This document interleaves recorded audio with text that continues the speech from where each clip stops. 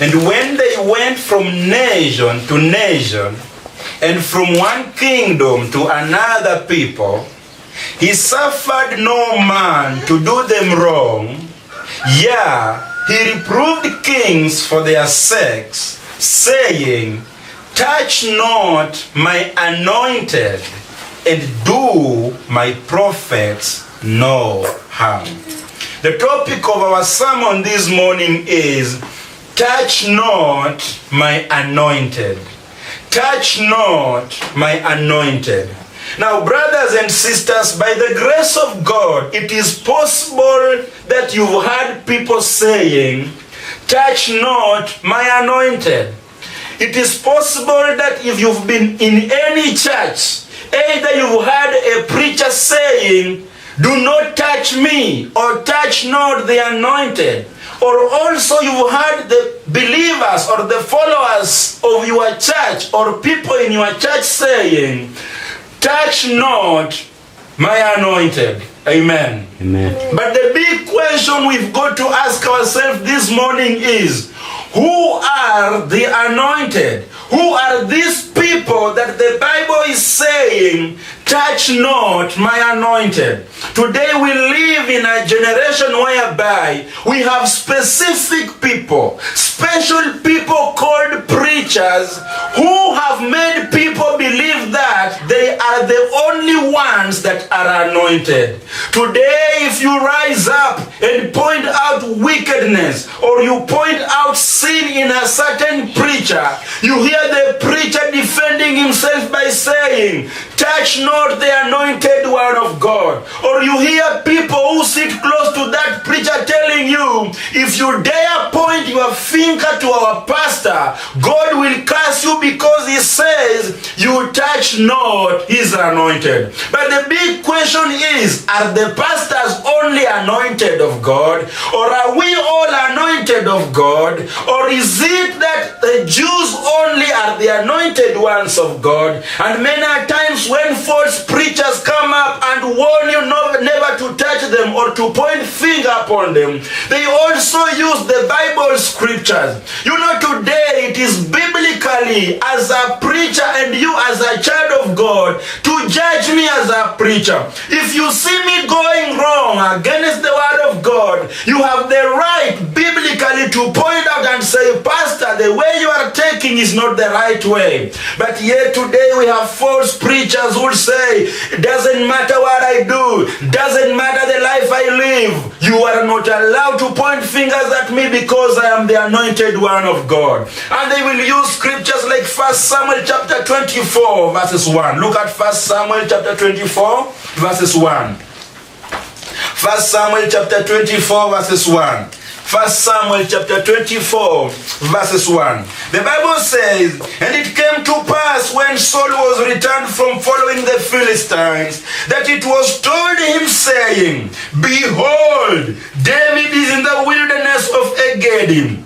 Verses 2, the Bible says, then Saul took 3,000 chosen men out of all Israel, and went to seek David and his men upon the rocks of the wild gods. Verses 3, and he came to the sheepcotes of the way, where was a cave, and Saul went in to cover his feet, and David and his men remained in the sides of the cave. Verses 4, and the men of David said unto him, behold, the day of which the Lord said unto thee, behold, I will deliver thy enemy into thy hand, that thou mayest do to him as it shall seem good unto thee. Then David rose and cut off the skirt of Saul's robe privily. Verses 5, and it came to pass afterward that David's heart smote him because he had cut off Saul's skirt. Verses 6, and he said unto these men, the Lord forbid that I should do this thing unto my master, the Lord's anointed, to stretch forth my hand against him, seeing he is the anointed of the Lord.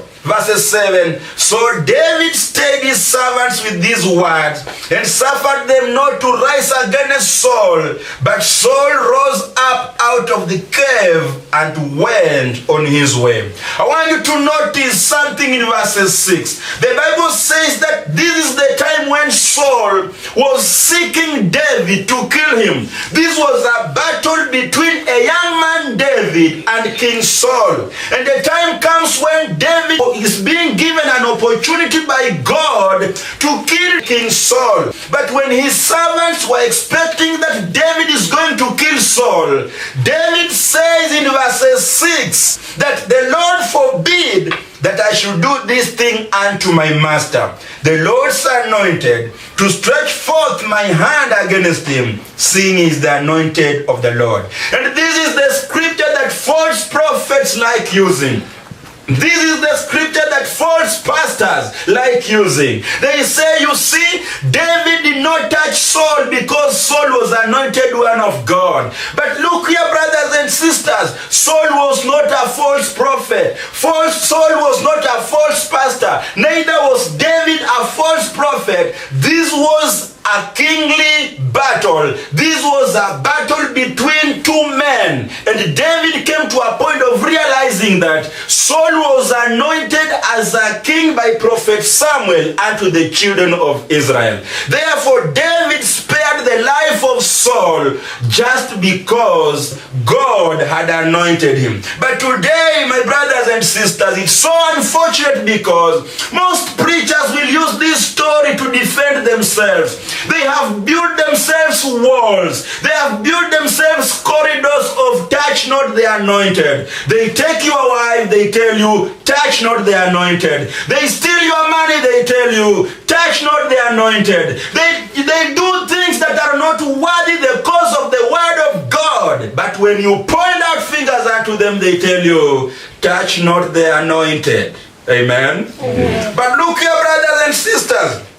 When God is talking about touch not my anointed, in the book where we read in 1 Chronicles chapter 16 verses 20, there is something that the Bible is saying there. The Bible says, and when you went from nation to nation, and from one kingdom to another kingdom, he suffered no man to do them wrong. Yeah, he reproved kings for their sakes, saying, touch not my anointed, and do my prophets no harm. The big question we've got to ask ourselves is, who is God speaking about? Who is God warning not to touch these people? Amen? Look at Psalms chapter 105 verses 6.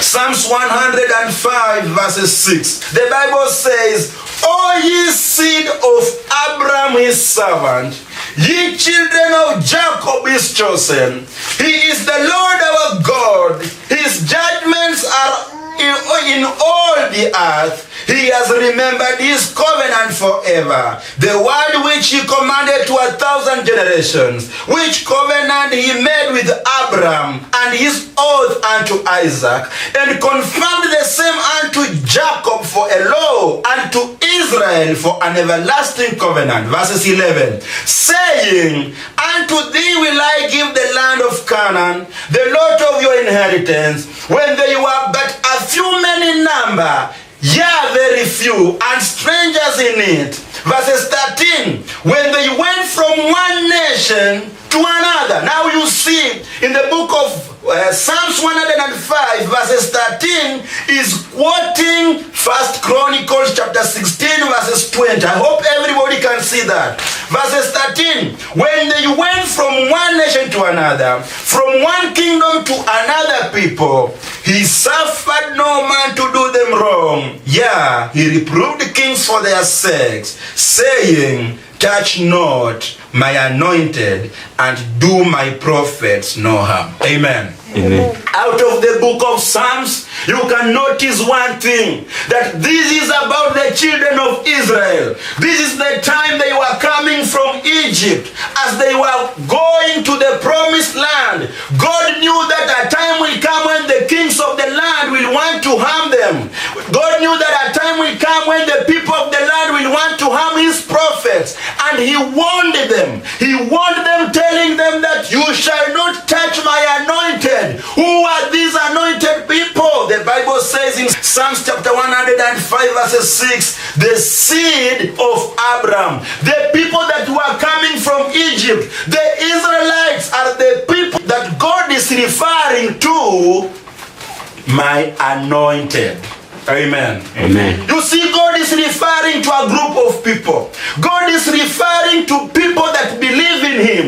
God is referring to His chosen people who are coming from a foreign land, going to the promised land, and God is protecting them. Then He says that He could not suffer people to touch them. He could not allow people to harm them. He could not allow kings to mistreat them. Why? Because they were His anointed. The big question we've got to ask ourselves today, are pastors only anointed? Are preachers only anointed? Is it in order if I can stand here and tell you, you guys are not anointed, but I am anointed as a preacher? That is wrong. As we can clearly see, the Bible says it is the seed of Abraham, the generation of Abraham, that was anointed by God. Amen. Amen. Brothers and sisters, this is not speaking about the Jews.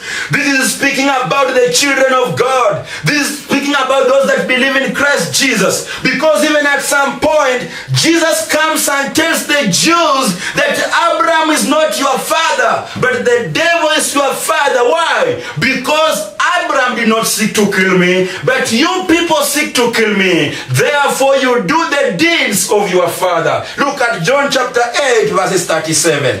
John chapter 8 verses 37. The Bible says, this Jesus speaking, confronting the Jews. The Bible says, I know that you are Abraham's seed, but you seek to kill me, because my word has no place in you. Verses 38.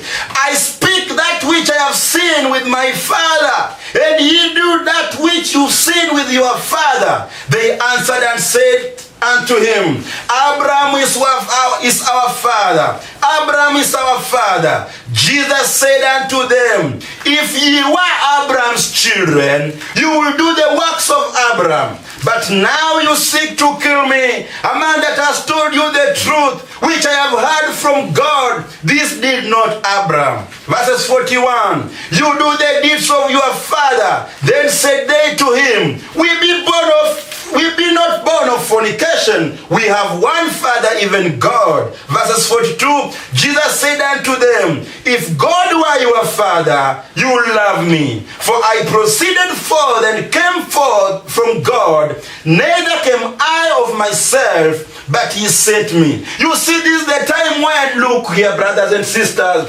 the Jews are saying that they are the seed of Abraham. And even for 1 second, you would think that when God is talking about the anointed one, you would think that He's talking about the Jews.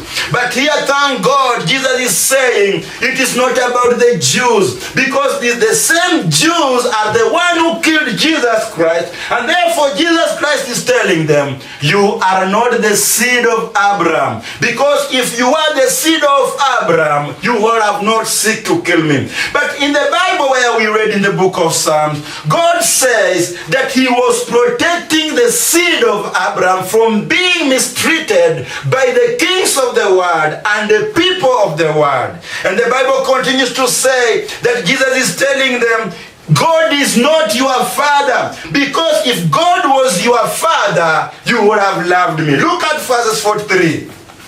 Look at verses 43. Verses 43, the Bible says, Jesus continues to tell them, why do you not understand my speech? You see, the Jews cannot understand the speech of Jesus Christ. Jesus Christ is busy telling them about the kingdom of God. They are not able to understand. And He comes to a point and tells them, why do you not understand my speech? Even because you cannot hear my word. Amen. Verses 44, the Bible says, you are of your father the devil, and the lust of your father you will do. He was a murderer from the beginning, and abode not in truth, because there is no truth in him.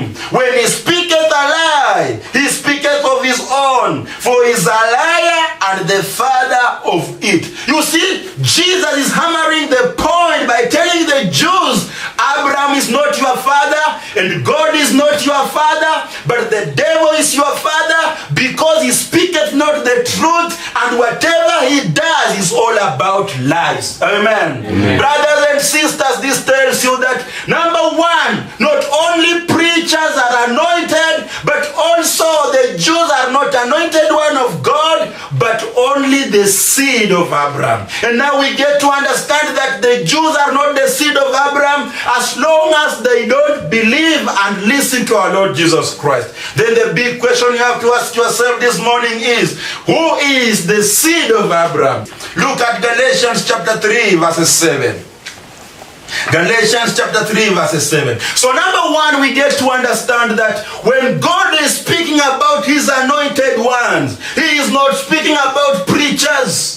Number two, we get to understand that he is not speaking about the Jews, but he is speaking about the seed of Abraham. Who are these that are called the seed of Abraham? Look at Galatians chapter 3 verses 7. The Bible says, know ye therefore that they which are of faith, the same are the children of Abraham. Amen? Amen. Those that are of the faith, those that believe in our Lord Jesus Christ, the Bible says, the same are the children of Abraham. What is the Bible saying? The Bible is saying you and me are the children of Abraham. Remember in Psalms 105, the Bible said, the Bible said that God spoke of the seed of Abraham, that they should not be mistreated, that they are protected, that no king shall mistreat them, nor anybody touch them, because they are his anointed. And now the Bible says that you should know that me and you are the seed of Abraham, are the children of Abraham. Why? Because we are of the faith. Look at verses 8. The Bible says, verses 8, the Bible says, and the scripture, foreseeing that God would justify the heathen through faith, preached before the gospel unto Abraham, saying, in thee shall all nations be blessed. So then, they which be of faith are blessed with faithful Abraham. Look at verses 29. Verses 29, the Bible says, and if you be Christ, then you are Abraham's seed, and heirs according to the promise. The Bible is saying, if you are of Christ, you are the seed of who? Abraham. We are all anointed. Please, brothers and sisters, avoid these preachers that are building themselves walls and high towers, trying to tell you that they're the only ones anointed. The Bible says that we are all anointed. If you are the seed of Abraham, the Bible says you are anointed. And how do you become the seed of Abraham? By believing on our Lord Jesus Christ. And when you believe on Jesus Christ, the very day you believe on Jesus Christ, the Bible says that is the day you are anointed. That day you got saved. That day you confessed Jesus. That day you believed on Jesus Christ. That is the day you are anointed. Look at 1 John chapter 2 verses 27. 1 John chapter 2 verses 27. 1 John chapter 2 verses 27. The Bible says, but the anointing which you have received of him abideth in you. You see, the Bible says that anointing that you received of him from Jesus Christ our Lord stays in you forever.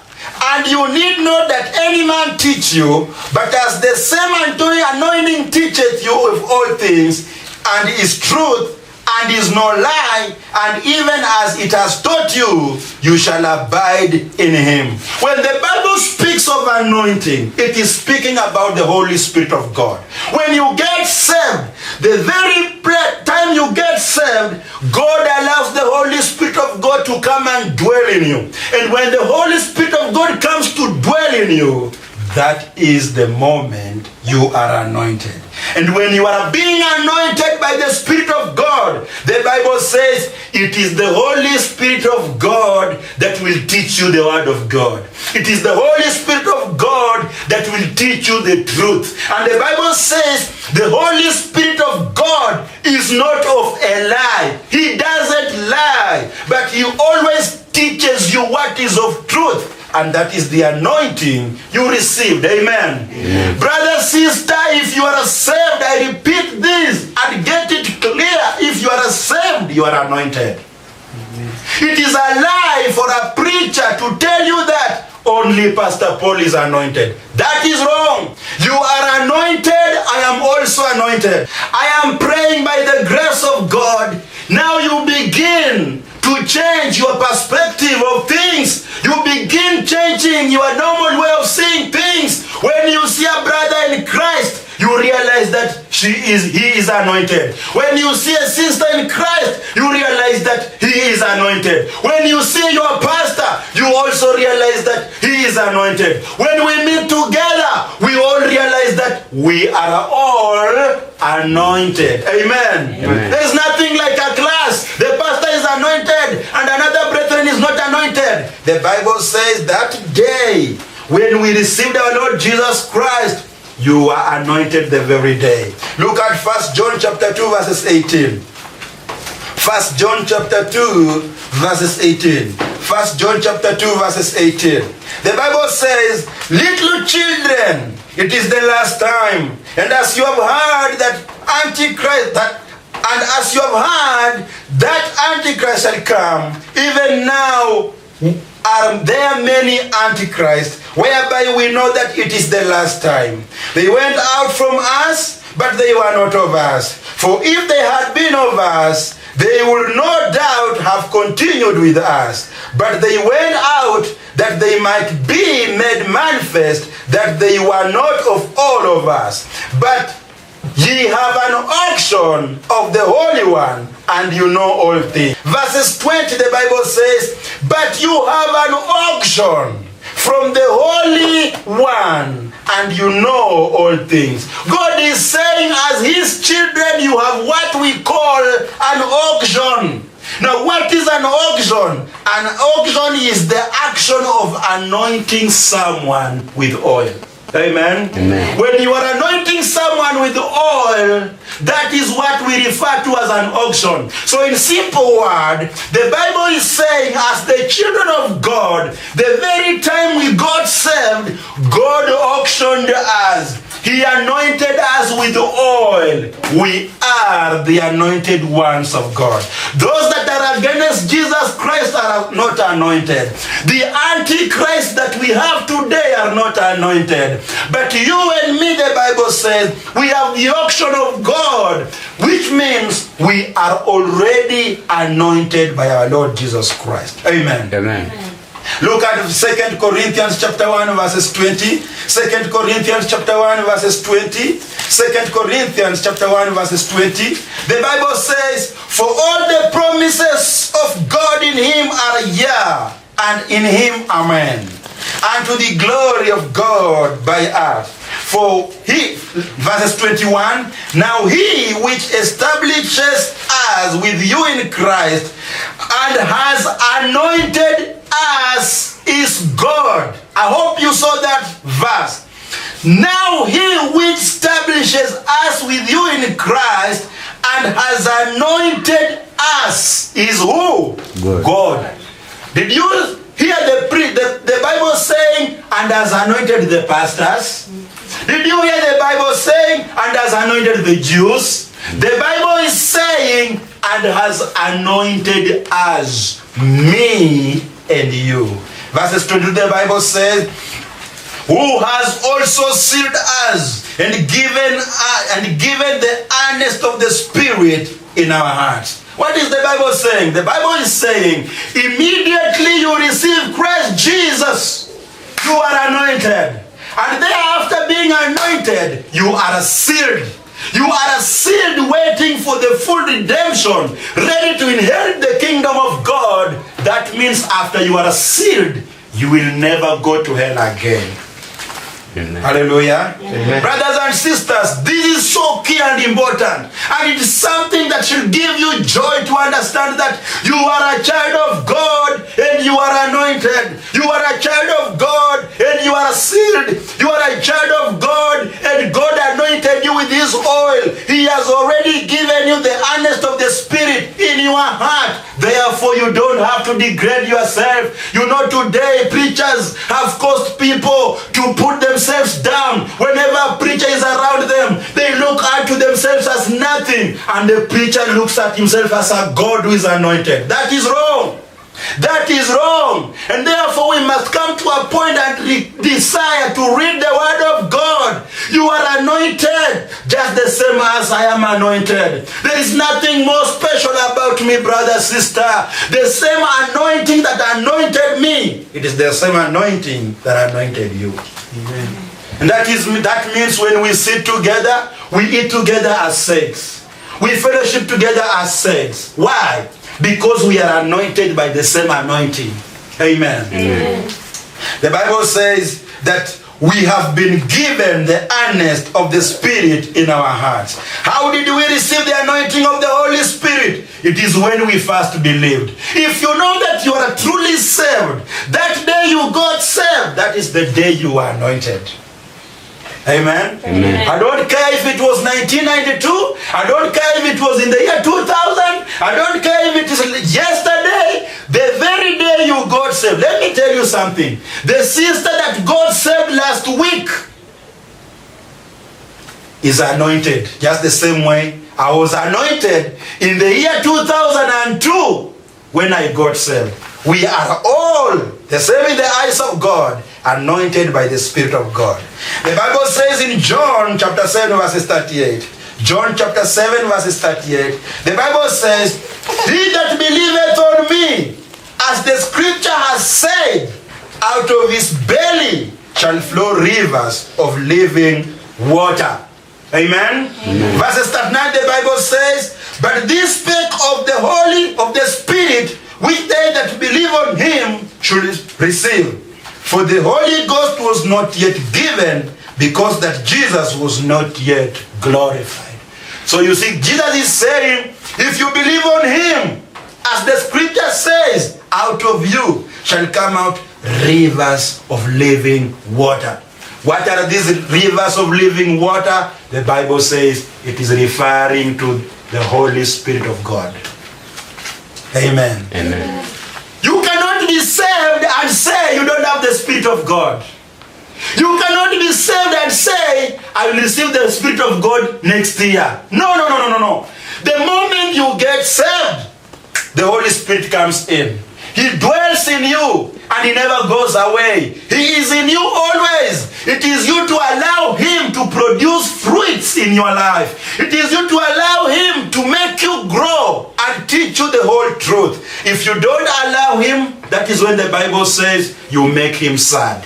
He just stays in you, but sad. Amen. Amen. Sisters and brothers, sincere preachers, true men of God, will not use this word, touch not the anointed one, when they are protecting themselves.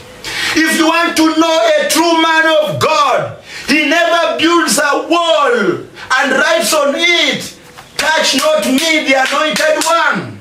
He is ready to be accountable, to be open to the people he is leading. There is no a wall between him and the people. He can plainly stand before people and tell people, look at me. If there is any wickedness that I did against you, tell me. That is a sincere preacher. That is an honest preacher. That is a true preacher. But a false preacher will always make sure that you are not coming closer to him. You are not able to tell him that, Pastor, this is what you are doing and is wrong.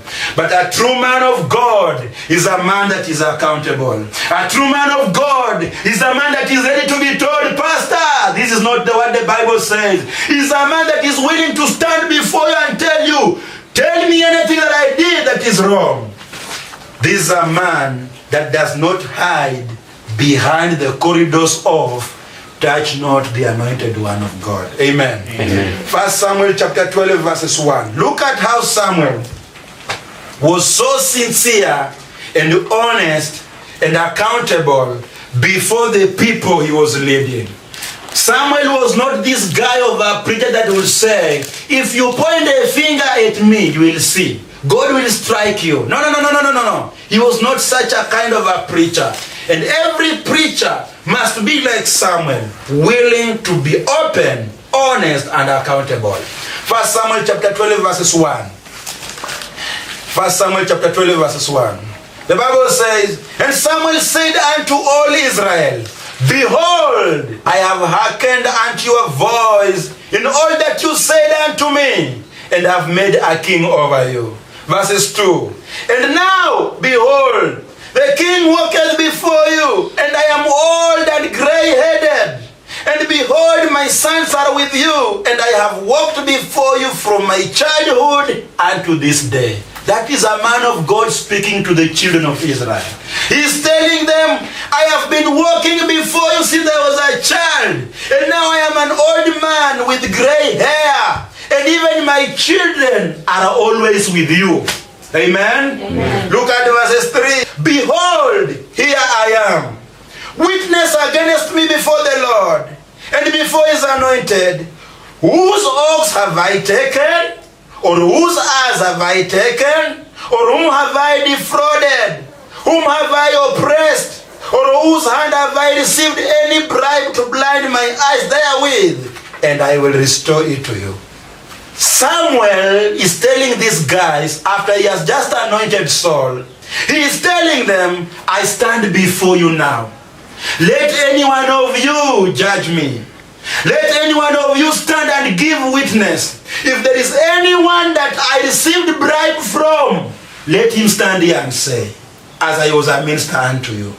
If there is anyone that I oppressed, let him stand before people and say, Samuel, you oppressed me. If there is anyone that I defrauded, I took anything from him, let him stand here. Amen? Amen. Do you think our preachers can say that today? No. They cannot. Why? Because they are thieves. They know they have taken your shamba, they have taken your money, they have taken your children, they have taken your wives, they have taken everything, they have eaten everything. They cannot have that courage and boldness to stand before you and tell you, I am now old, I've been serving you all these years. If there is anything that I took from you, let anyone come and say, I am ready to restore back.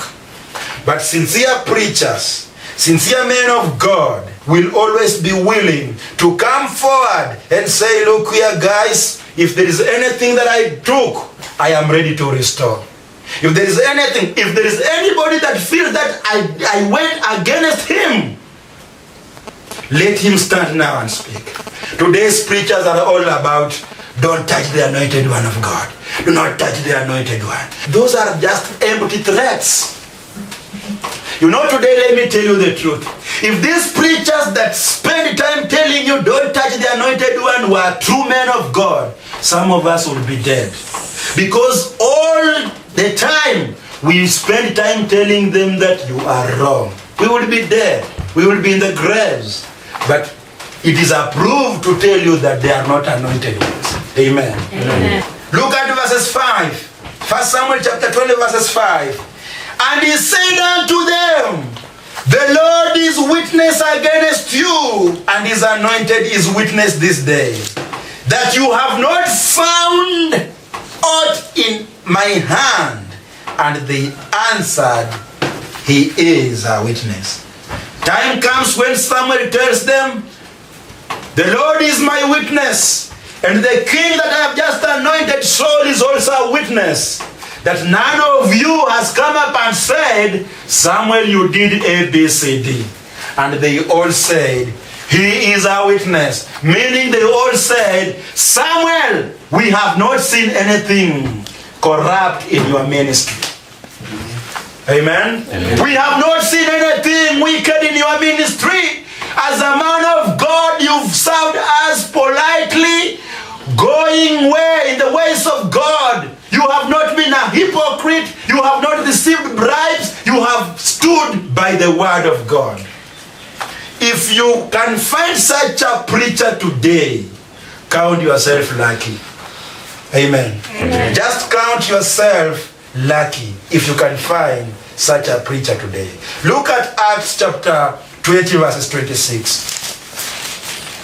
Acts chapter 20 verses 26. Acts chapter 20 verses 26. The Bible says, wherefore I take you to record this day, this is Paul speaking, that I am pure from the blood of all men. For I have not shunned to declare unto you all the counsel of God. Verses 28.